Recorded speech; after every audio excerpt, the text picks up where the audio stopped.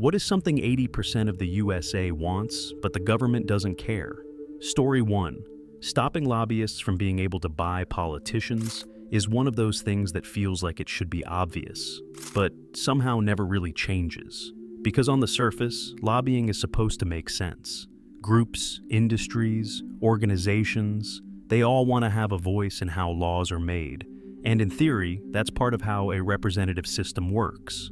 Different perspectives, different interests, all being heard. But in practice, it doesn't feel evenly balanced, because influence isn't distributed equally. The groups with the most money, the most resources, the most access, they tend to have a louder voice, more reach, and more ability to shape decisions behind the scenes. And that's where it starts to feel less like representation and more like leverage. And people notice that, because when policies keep aligning with well-funded interests instead of what a lot of people actually want, it creates this sense that decisions are being guided by something other than public opinion.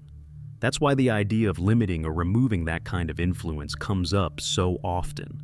Not because people think no one should have a voice, but because they want that voice to be more evenly distributed, more transparent, less tied to money.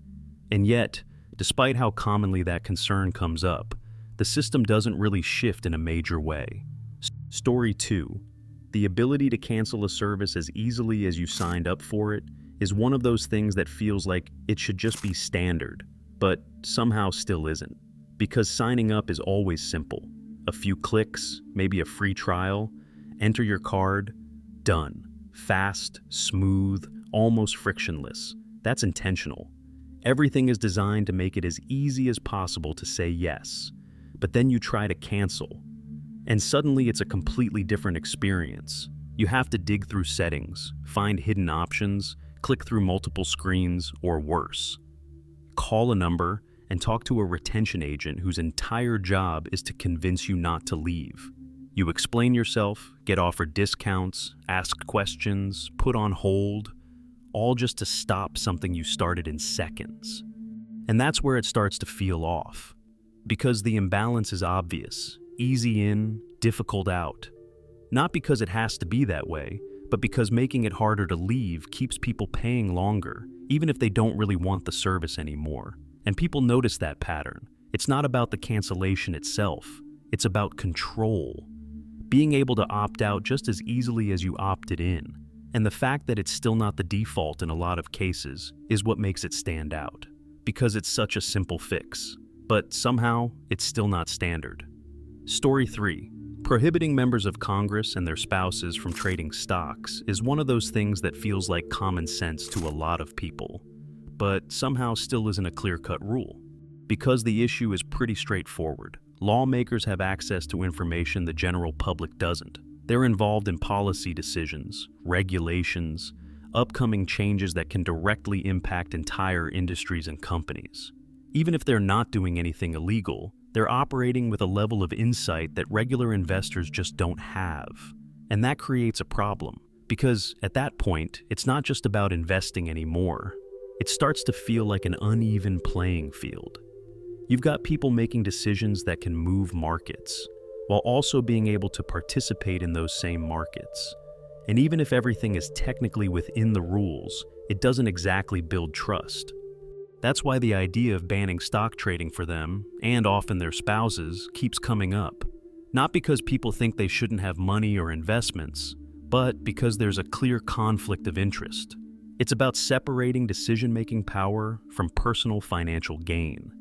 And yet, despite how often this gets discussed, the system hasn't really locked in a strict, universal rule around it, which is what makes it stand out.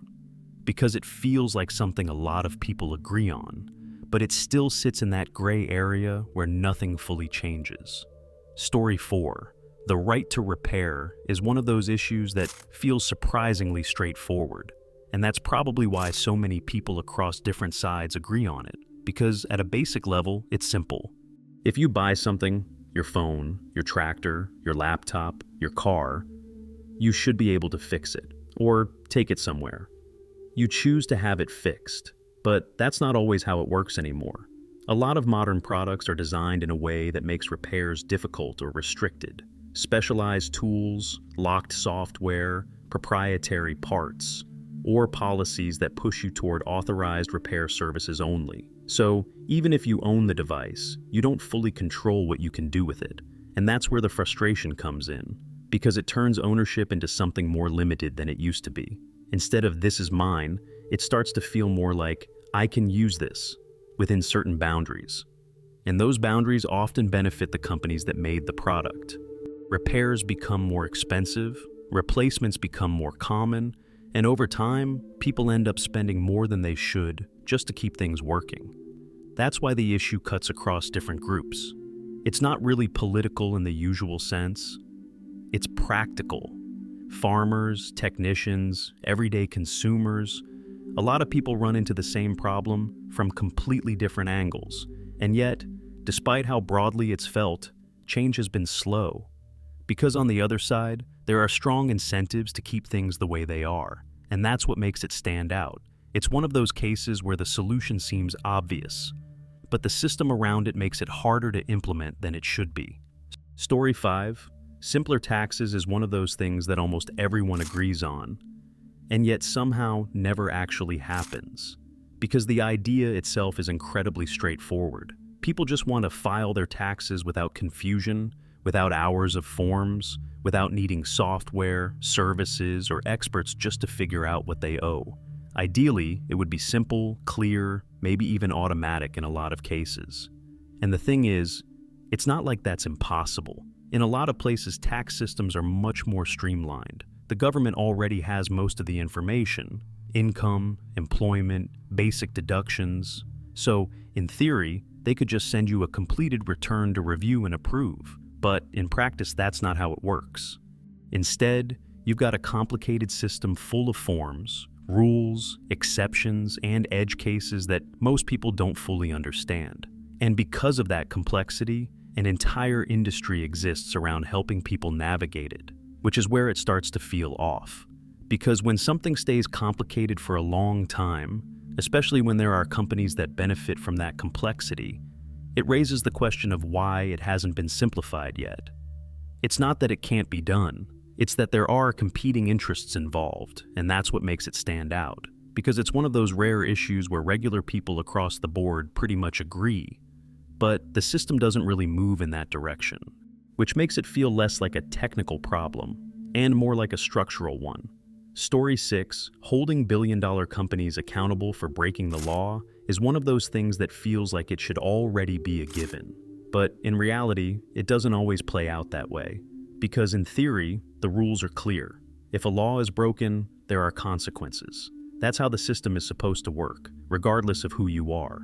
But when you're dealing with massive corporations, things start to look different. They have resources, legal teams, time, influence, that allow them to navigate situations in ways most individuals can't. Cases can stretch out, penalties can be negotiated, and sometimes the consequences end up being more like a cost of doing business than an actual deterrent. And that's where the frustration comes in. Because if the punishment doesn't really impact behavior, then it doesn't feel like accountability.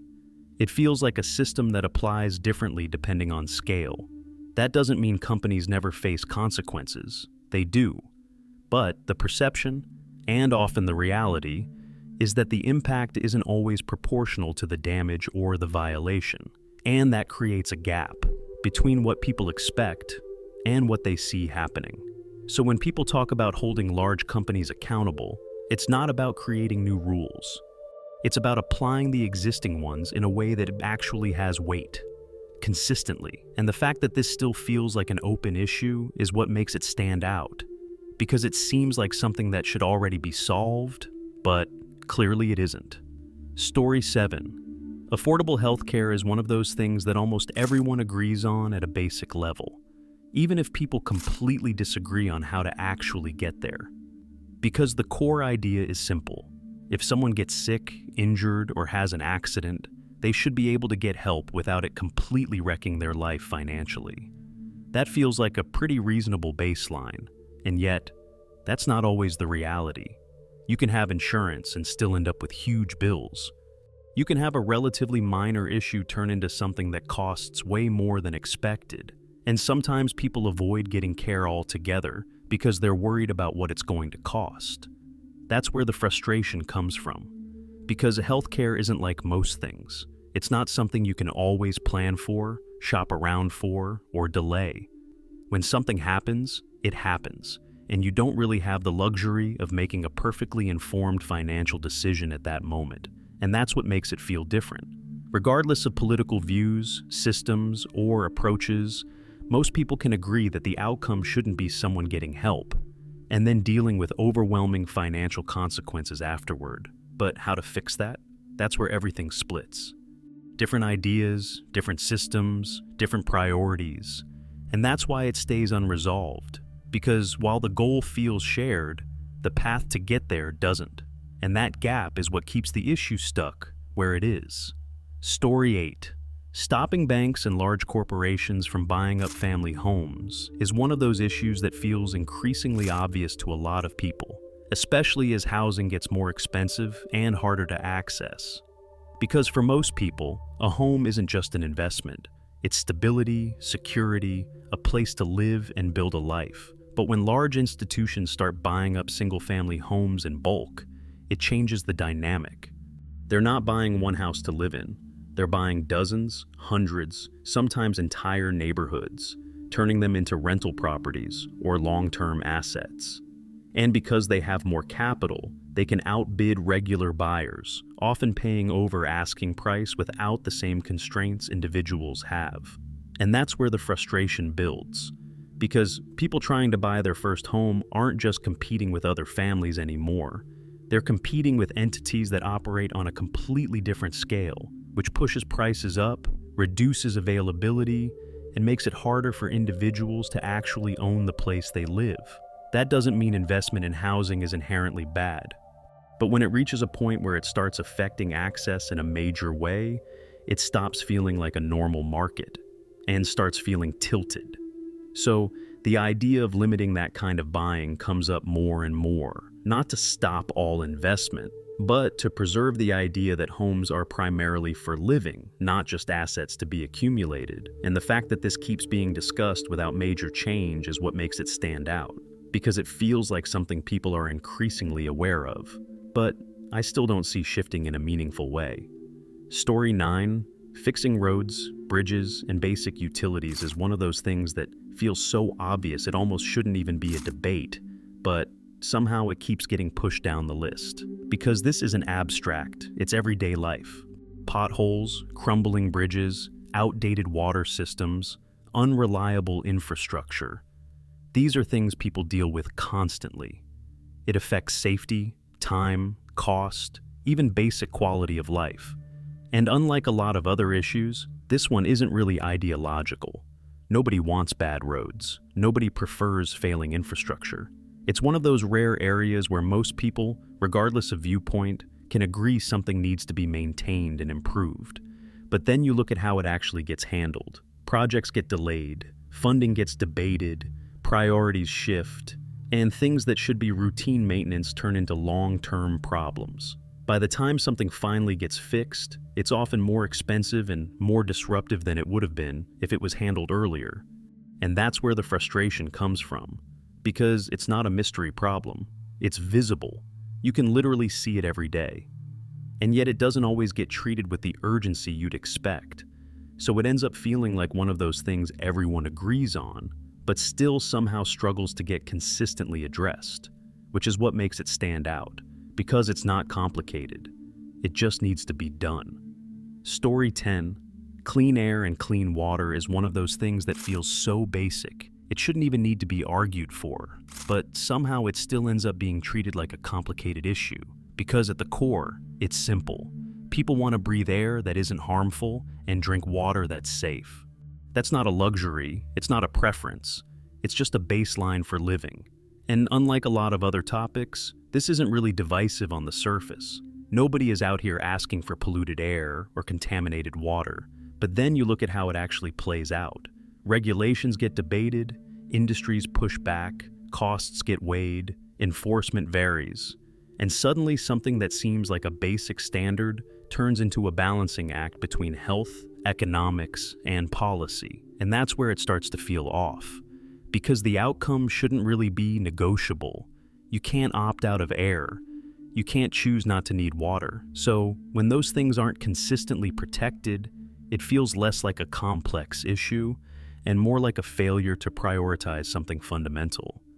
That doesn't mean nothing is being done. There are systems, regulations, improvements over time, but the fact that it's still an ongoing issue at all is what makes it stand out, because it's one of the few things that almost everyone agrees on, and yet it still doesn't feel fully guaranteed. Story 11. If we treated education and healthcare with the same importance as national defense, we'd be unstoppable, is one of those ideas that feels pretty obvious once you hear it, but somehow doesn't show up that way in how priorities are actually set. Because look at how defense is handled. Massive budgets, long-term planning, constant investment, clear urgency. It's treated as essential, non-negotiable, something you have to maintain and improve no matter what. Now compare that to education and healthcare. Two things that directly shape how people live, how productive they are, how stable society is overall, and yet they're often treated as ongoing debates instead of baseline priorities. Funding gets argued over, systems vary wildly, access isn't always consistent, and that's where the idea starts to hit.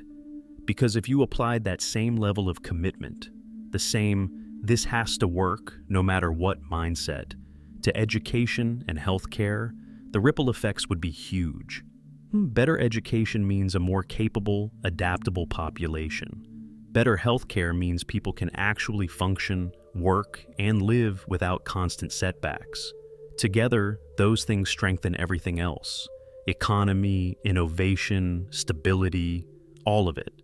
So, it's not really about comparing which one matters more. It's about recognizing that some things are foundational. And when they're treated like that, the results tend to follow, which is why the idea sticks. Because it doesn't feel unrealistic. It just feels like a shift in priorities that hasn't fully happened. Story 12. Banning corporations and billionaires from making unlimited campaign contributions is one of those ideas that a lot of people intuitively agree with. Because it gets at a pretty basic question. How much influence should money have over decisions that affect everyone? Because in theory, elections are supposed to reflect what people want. Votes, representation, public interest. But when massive amounts of money enter the system, it starts to shift how things work. Campaigns become expensive, visibility depends on funding, and the people or groups who can contribute the most end up having more access, more influence, more ability to shape outcomes, even if it's indirect. And that's where it starts to feel uneven, because it's not just about supporting a candidate, it's about the scale. When the gap between what an average person can contribute and what a billionaire or corporation can contribute is that large, it raises questions about whose voice carries more weight. That's why the idea of limiting or banning that kind of influence keeps coming up. Not because people think money shouldn't exist in politics at all, but because they want the system to feel more balanced, more representative, less tied to who can spend the most. And yet, despite how often this is talked about, it doesn't shift in a major way, which is what makes it stand out. Because it feels like something a lot of people recognize as an issue, but I don't see it fundamentally changing. Story 13. Presidential candidates younger than what sometimes feels like lightly animated corpses is one of those complaints you hear constantly, and it's hard to miss why. Because it's not really about age itself. It's about energy, awareness, connection to the current world, the ability to keep up with how fast things are changing, and actually understand the reality most people are living in right now. And when candidates are consistently much older than the average population, it starts to feel like there's a gap. Different experiences, different references, sometimes even different priorities shaped by a completely different era. That doesn't mean older leaders can't be capable. Experience matters, perspective matters. But when the system keeps producing candidates from a very narrow age range, it makes people wonder why there isn't more variety. Why it feels so hard for younger leaders to even get close to that level. And that's where the frustration comes in. Because it doesn't feel like a lack of capable people. It feels like a pipeline issue, like the structure naturally favors those who have been in it the longest, rather than opening up space for new perspectives to come in. So, when people talk about wanting younger candidates, it's not just about age. It's about representation across generations, having leadership that actually reflects the people living through the present, not just those who've been around the longest. And the fact that this keeps coming up shows it's something people notice, even if it doesn't seem to change much.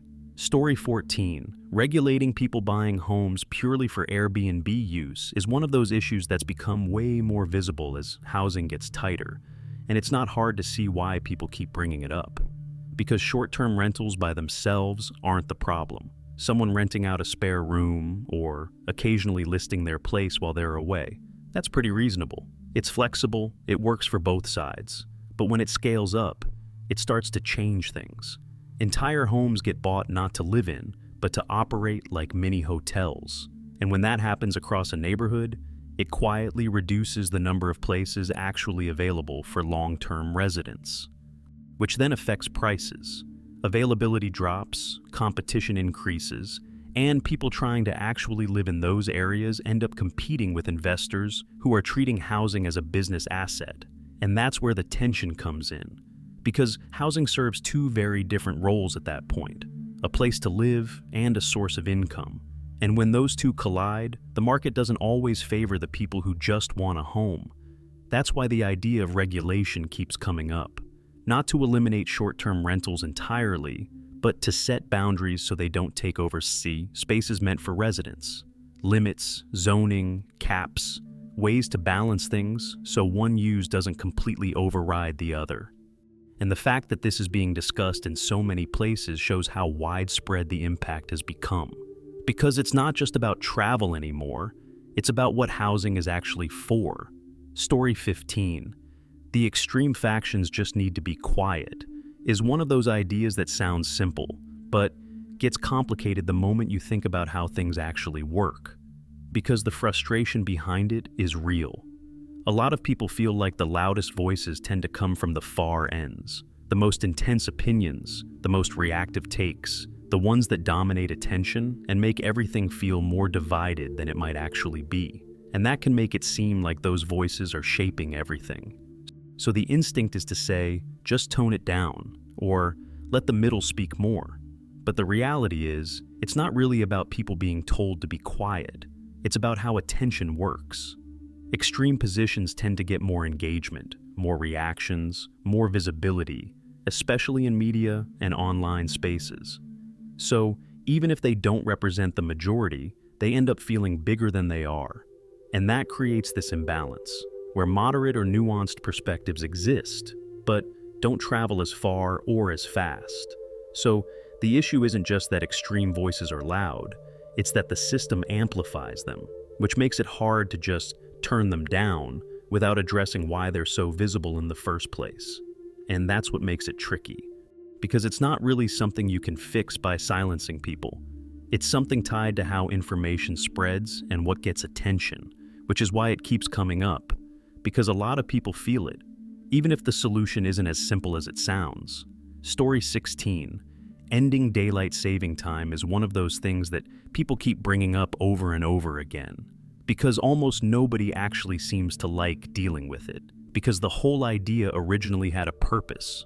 Adjust the clocks, make better use of daylight, maybe save energy. It made sense in a different time, under different conditions. But now, it mostly just feels disruptive. Twice a year, everyone has to adjust their sleep schedule, feel off for a few days, deal with darker mornings or evenings depending on the switch. It throws off routines, affects productivity, and for a lot of people, it just feels unnecessary. And that's the weird part, because it's not really controversial in the usual way. You don't see strong, passionate groups defending the current system the way you do with other issues. Most people just kind of agree it's annoying and outdated, but it still sticks around, which makes it feel like one of those things that persists more out of inertia than necessity. Changing it requires coordination, policy decisions, alignment across regions. And even if most people want it gone, that process doesn't move quickly. So, you end up in this loop. Everyone adjusts, complains, adapts, and then does it again 6 months later. And that's what makes it stand out. Because it feels like a problem with a pretty clear solution that just hasn't been fully acted on. Story 17. Ending daylight saving time is one of those things that people keep bringing up over and over again, because almost nobody actually seems to like dealing with it. Because the whole idea originally had a purpose: adjust the clocks, make better use of daylight, maybe save energy. It made sense in a different time, under different conditions. But now, it mostly just feels disruptive. Twice a year, everyone has to adjust their sleep schedule, feel off for a few days, deal with darker mornings or evenings depending on the switch. It throws off routines, affects productivity, and for a lot of people, it just feels unnecessary. And that's the weird part, because it's not really controversial in the usual way. You don't see strong, passionate groups defending the current system the way you do with other issues. Most people just kind of agree it's annoying and outdated, but it still sticks around, which makes it feel like one of those things that persists more out of inertia than necessity. Changing it requires coordination, policy decisions, alignment across regions. And even if most people want it gone, that process doesn't move quickly. So you end up in this loop. Everyone adjusts, complains, adapts, and then does it again 6 months later. And that's what makes it stand out, because it feels like a problem with a pretty clear solution that just hasn't been fully acted on. Story 18. More worker rights is one of those things that keeps coming up no matter the time period, which probably says a lot on its own, because at a basic level, it's about balance. People trade their time, energy, and skills for income. That's the deal. But the conditions around that deal can vary a lot. And when things tilt too far in one direction, it starts to feel off. Long hours, limited protections, unstable conditions, lack of benefits. When those pile up, it doesn't feel like a fair exchange anymore. And that's where the push for more rights comes from.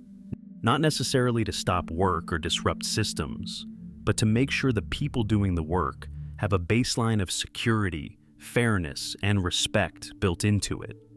The thing is, this isn't new. A lot of the rights people have now, weekends, safety standards, overtime, basic protections, came from earlier efforts to correct imbalances that existed at the time. So, when the conversation keeps coming back, it usually means people feel like things haven't fully kept up with how work has evolved. And at the same time, there's always tension, because improving conditions often means higher costs, structural changes, adjustments that don't affect everyone the same way. So it becomes a negotiation between what's sustainable for systems and what feels fair for individuals. And that's why it never really disappears as a topic, because work is such a central part of life. How it's structured will always matter, and people will keep pushing for it to feel more balanced. Story 19. Auto-leveling headlights in new cars is one of those things that feels like such an obvious safety upgrade, that it's weird it isn't standard everywhere already. Because anyone who drives at night knows the problem. Blinding headlights from oncoming traffic, especially from newer cars with brighter LEDs, SUVs sitting higher, or vehicles going over bumps and hills. Sometimes it's so bright you literally can't see the road for a second or two. And that's not just annoying, it's dangerous. Auto-leveling headlights are meant to fix exactly that. They adjust the angle of the beam based on the car's position, whether it's accelerating, braking, loaded with weight, or going uphill. So the light stays on the road instead of shining straight into someone else's eyes. The technology already exists. It's used in some vehicles. It works. Which is why people keep asking why it isn't just a standard requirement. Because it's not about luxury or convenience.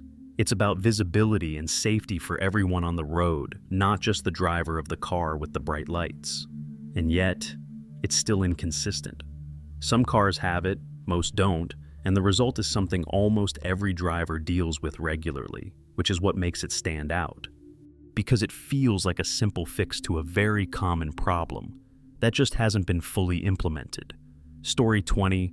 Cheaper prices on public utilities is one of those things that feels like it should be a given, because they're not really optional. Electricity, water, gas, heating, these aren't luxury services. They're basic necessities. You can't realistically opt out of them, and most people don't have much choice in providers either. It's not like shopping around for a better deal, the same way you would with other products. And that's where the frustration starts. Because when prices go up, people just have to absorb it. It directly affects monthly expenses, and there's not a lot of flexibility to reduce usage beyond a certain point. You can cut back a little, sure, but you still need power, you still need water. So it creates this feeling of being locked in. And when something is essential and limited in competition, people naturally expect it to be handled carefully, fairly, maybe even prioritized differently than typical market-driven services. But that's not always how it feels. Costs fluctuate, bills increase, and the reasons behind it can seem distant or hard to follow from the outside. So the idea of cheaper, more stable pricing keeps coming up. Not because people expect things to be free, but because they expect basic services to stay accessible. And the fact that this is still a common concern is what makes it stand out. Because it's something everyone relies on, every single day. Story 21, reducing the income inequality gap, is one of those things that comes up again and again. Because it's something people can actually feel in everyday life. Because it's not just about numbers on a chart. It shows up in housing, healthcare, education, opportunities. The difference in what people can access, how secure they feel, how much room they have to move forward. When the gap gets too wide, it stops feeling like a normal range of outcomes, and starts feeling like people are living in completely different realities. On one side, there's stability, options, flexibility. On the other, there's constant pressure just to keep up. And that's where the concern comes from. Because most people don't expect everyone to have the exact same outcome, but they do expect a system where effort can realistically lead to improvement, where the gap doesn't feel impossible to bridge. At the same time, it's not a simple issue. There are a lot of factors tied into it: markets, policy, education, access, timing, all interacting in ways that aren't easy to adjust without affecting other parts of the system. So it becomes one of those problems that's widely recognized, but harder to solve in a way everyone agrees on. And that's why it keeps coming up. Because people can see the difference, they can feel it, and they want it to feel more balanced, even if the path to get there isn't straightforward. Story 22, better mass transit, especially more passenger rail, is one of those things that feels like a missed opportunity more than anything else. Because when it works well, it solves a lot of problems at once. Less traffic, easier commuting, lower transportation costs, more connectivity between cities. It just makes movement simpler.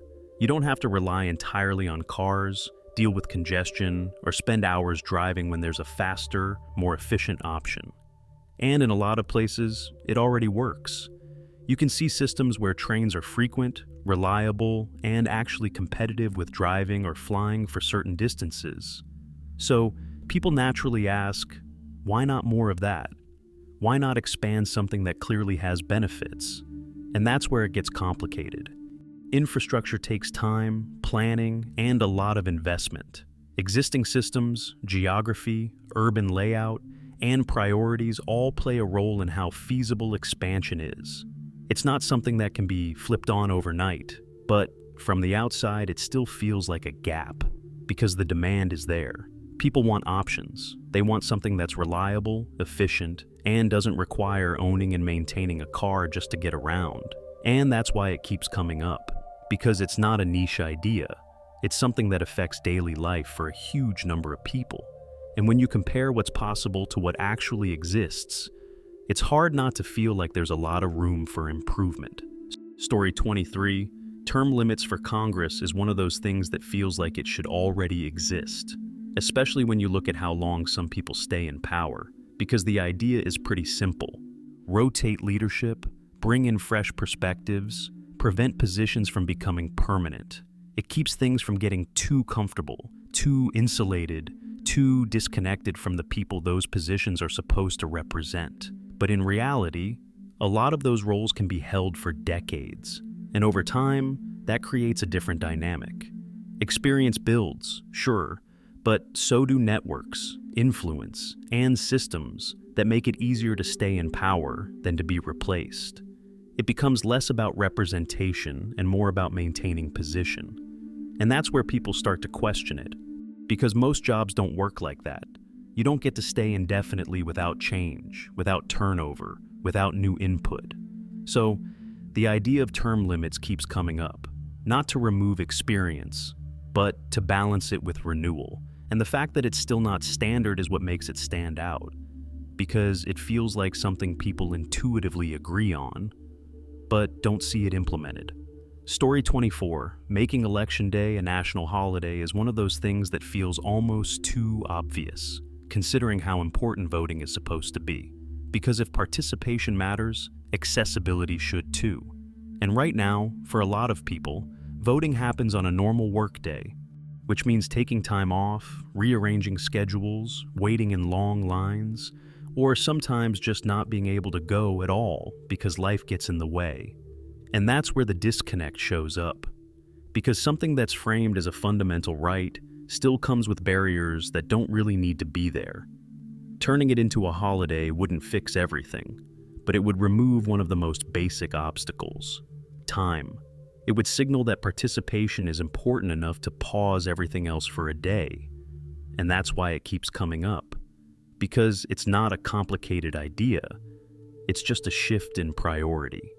Story 25, banning hidden fees is one of those things that almost everyone agrees is frustrating, because it happens everywhere. You see one price, then by the time you check out, it's higher. Service fees, processing fees, convenience fees, all added at the end, after you have already committed mentally to the purchase. And it's not that fees themselves are the problem, it's how they're presented. Because if something costs more, just show the real price up front. Let people decide based on that, instead of slowly increasing it at the last step. And that's why this keeps coming up. Because it's not complicated. It's about transparency. And the fact that it's still so common is what makes it stand out. Because it feels like something that could be fixed easily, but it isn't. Story 26. Affordable childcare is one of those things that affects way more people than it seems, because it quietly shapes a lot of life decisions. Work, family planning, career paths, all of it gets influenced by whether childcare is accessible and affordable. And right now, for a lot of people, it's not. Costs can be extremely high, availability can be limited, and it can feel like you're choosing between working and paying for care, or staying home and losing income. And that's where the strain shows up. Because it's not just a personal issue, it affects the workforce, the economy, and long-term stability for families. So, the idea of making it more accessible keeps coming up, not as a luxury, but as something that supports everything else. And the fact that it's still a major challenge is what makes it stand out, because it's something people run into early and feel for years. Story 27. Internet access as a basic utility is one of those ideas that feels more true every year, because of how much life depends on it now. Work, education, communication, services, so much of it runs through the internet. And yet, access and pricing can still vary a lot depending on where you are. Some places have fast, reliable options. Others have limited choices, higher costs, or slower speeds. And that creates a gap, because being connected isn't really optional anymore. It's part of how things function. So, the idea of treating it more like a basic utility keeps coming up. Not because it's new, but because it's already essential. And the fact that access still isn't consistent is what makes it stand out. Because it's something people rely on every day, but don't all experience the same way. Story 28. Social Security benefits not being reduced is one of those things that feels less like a policy preference, and more like a basic expectation. Because for a lot of people, it's not extra income, it's the income. After decades of working, paying into the system, planning around it, people expect that support to be there when they need it. It's built into how retirement is structured for millions of people, and that's where the concern comes in. Because when reductions are even discussed, it doesn't feel like an adjustment. It feels like the ground shifting under something people already counted on, especially for those who don't have large savings or alternative income sources. For them, even small changes can have a real impact on daily life: housing, food, healthcare, everything. And that's why the idea of protecting those benefits is so strong. It's not just about money, it's about reliability. The idea that something you've contributed to over time will still be there in the form you expected. At the same time, there are always conversations about sustainability, funding, long-term viability, and that's where things get complicated. But from an individual perspective, the expectation is simple. You paid in, you planned around it. It should hold. And the fact that this keeps coming up shows how central it is to how people think about stability later in life. Because it's not optional, it's fundamental. Story 29, more aggressive action to lower the cost of prescription drugs, is one of those things that feels like it should already be happening, given how essential those medications are. Because this isn't about optional spending. For a lot of people, prescriptions aren't a choice. They're something you need to function, stay healthy, or in some cases, just survive. And yet, prices can vary wildly. The same medication can cost completely different amounts depending on insurance, location, or even the pharmacy you go to. Some people pay manageable amounts, others end up facing costs that don't really feel sustainable long term. And that's where the frustration builds. Because it's not just about cost, it's about access. When something essential becomes difficult to afford, it forces people into decisions they shouldn't have to make, skipping doses, delaying treatment, or avoiding care altogether. So, the idea of stronger action keeps coming up, not necessarily one specific solution, but the expectation that something so fundamental shouldn't be this inconsistent or unpredictable. At the same time, it's a complicated system. Research, development, patents, distribution, all of it plays a role in how pricing works. But from the outside, the expectation is pretty clear. Essential medication should be accessible, and the fact that it still doesn't feel that way for a lot of people is what makes it stand out. Because it's not a niche issue. It's something that affects everyday life in a very direct way. Story 30, more aggressive action to lower the cost of prescription drugs, is one of those things that feels like it should already be happening, given how essential those medications are. Because this isn't about optional spending. For a lot of people, prescriptions aren't a choice. They're something you need to function, stay healthy, or in some cases just survive. And yet, prices can vary wildly. The same medication can cost completely different amounts depending on insurance, location, or even the pharmacy you go to. Some people pay manageable amounts, others end up facing costs that don't really feel sustainable long term. And that's where the frustration builds. Because it's not just about cost, it's about access. When something essential becomes difficult to afford, it forces people into decisions they shouldn't have to make, skipping doses, delaying treatment, or avoiding care altogether. So, the idea of stronger action keeps coming up.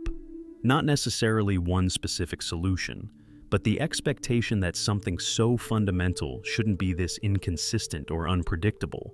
At the same time, it's a complicated system. Research, development, patents, distribution, all of it plays a role in how pricing works.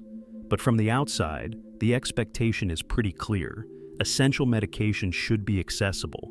And the fact that it still doesn't feel that way for a lot of people is what makes it stand out. Because it's not a niche issue. It's something that affects everyday life in a very direct way. Story 31, requiring all voters to show government-issued photo ID is one of those issues where a lot of people agree on the surface, but still debate once you look at the details.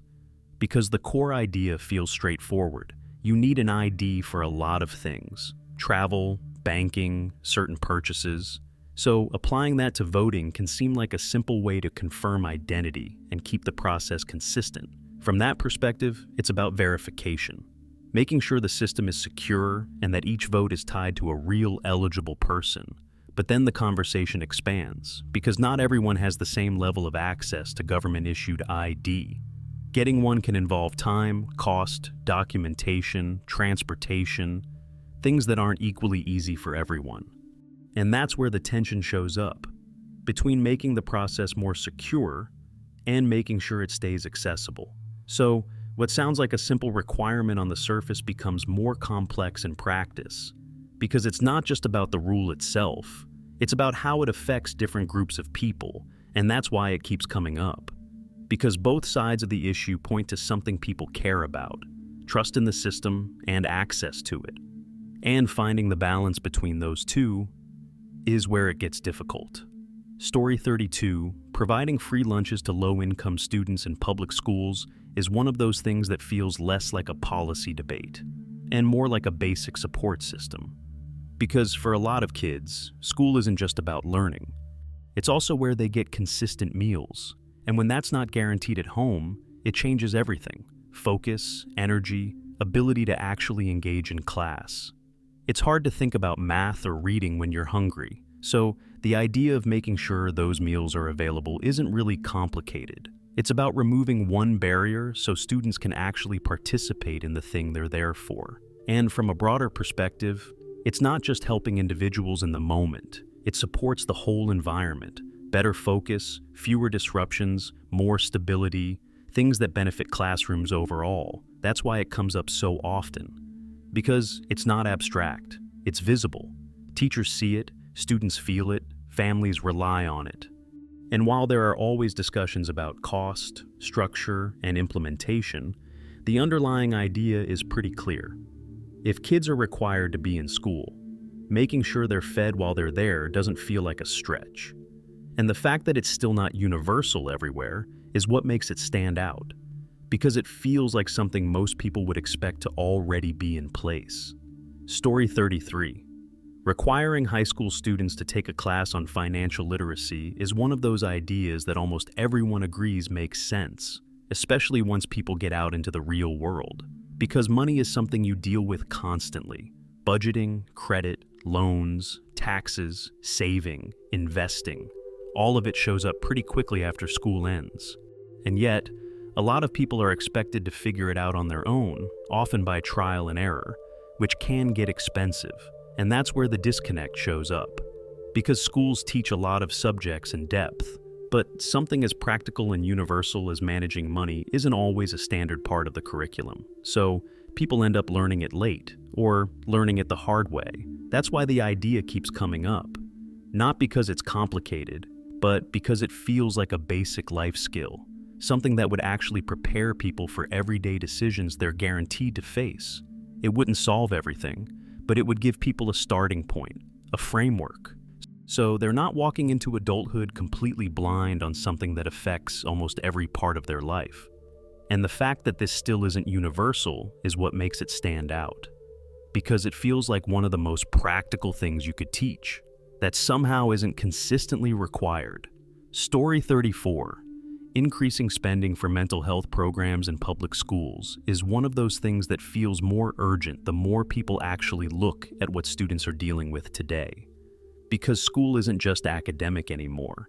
Students are dealing with stress, anxiety, social pressure, uncertainty, things that don't just stay outside the classroom. They show up in behavior, focus, attendance, and overall well-being.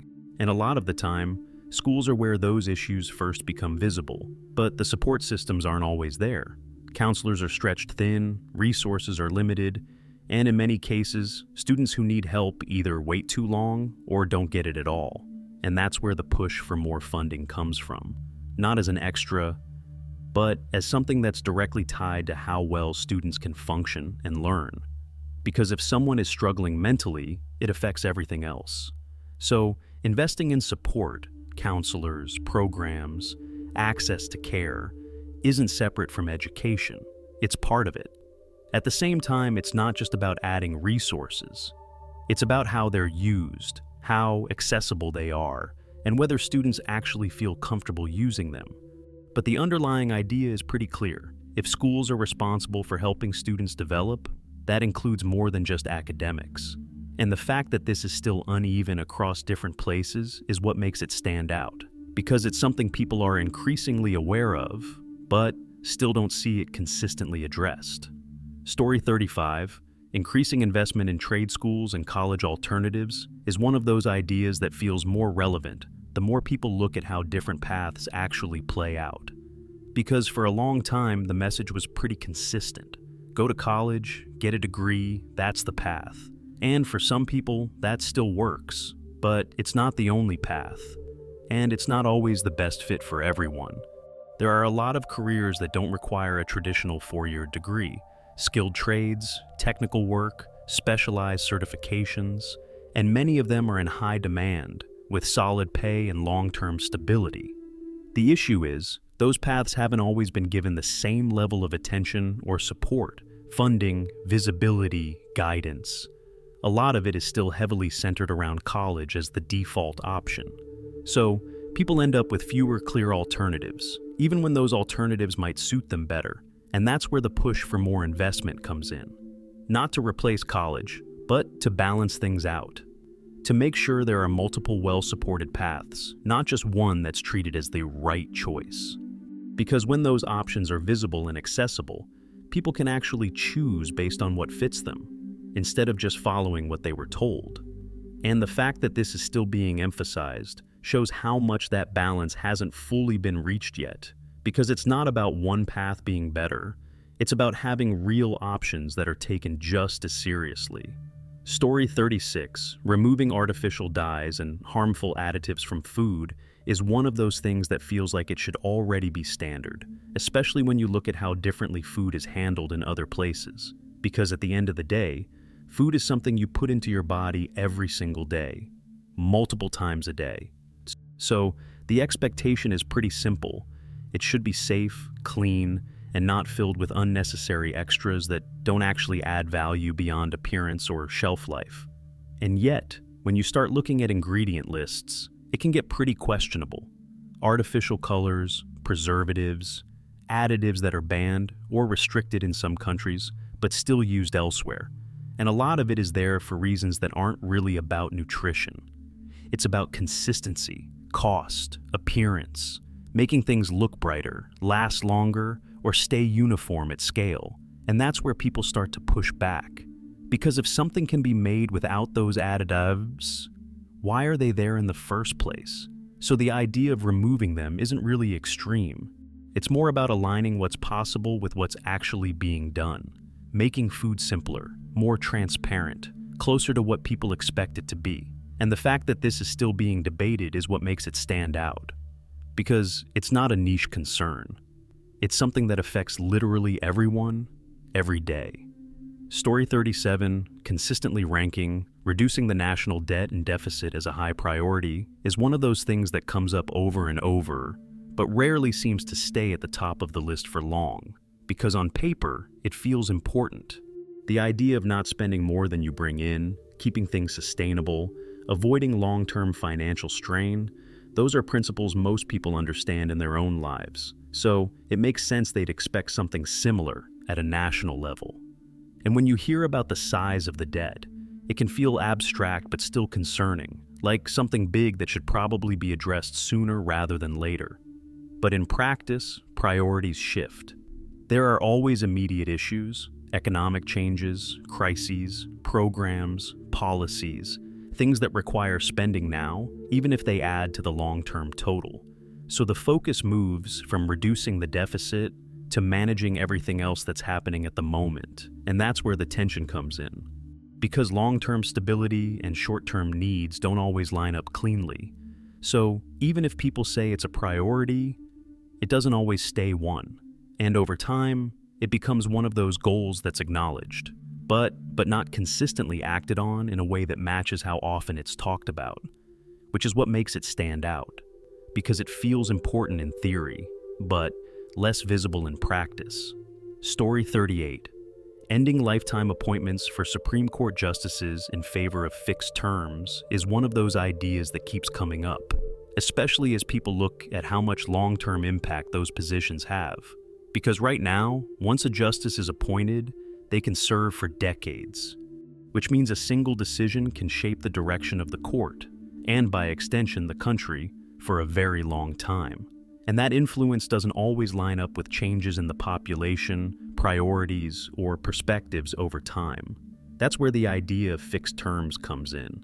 Not to remove independence, but to introduce some level of regular turnover. A system where appointments happen on a more predictable schedule, where no single nomination carries quite as much long-term weight, and where the court gradually reflects different periods instead of being locked into one. And that's why it gets attention from different sides, because it's less about specific outcomes and more about structure, how the system is designed to function over time. At the same time, it's not a small change. It would require major adjustments, and there are concerns about how it would affect stability, independence, and the role of the court itself. So, it stays in that space, widely discussed, often supported in principle, but difficult to actually implement, which is what makes it stand out, because it's one of those structural ideas that a lot of people see as reasonable, but I don't see moving forward easily. Story 39, strict regulations or bans on AI-generated deepfakes in political campaigns, is one of those issues that feels like it's arriving faster than the rules around it can keep up. Because the technology itself is powerful, it can create realistic videos, voices, and images that are hard to distinguish from real ones. And in a lot of contexts, that can be useful, creative, even harmless. But in politics, it changes things. Because now it's possible to make it look like someone said or did something they never actually did, and spread it quickly, at scale, right when it matters most. And that's where the concern comes in. Because trust is already fragile. Elections rely on people believing what they're seeing and hearing is real, or at least verifiable. When that line starts to blur, it becomes harder to separate fact from fabrication in real time. So, the idea of regulating or banning that kind of use keeps coming up. Not to stop the technology entirely, but to set boundaries around how it's used in high-stakes situations. At the same time, it's not simple.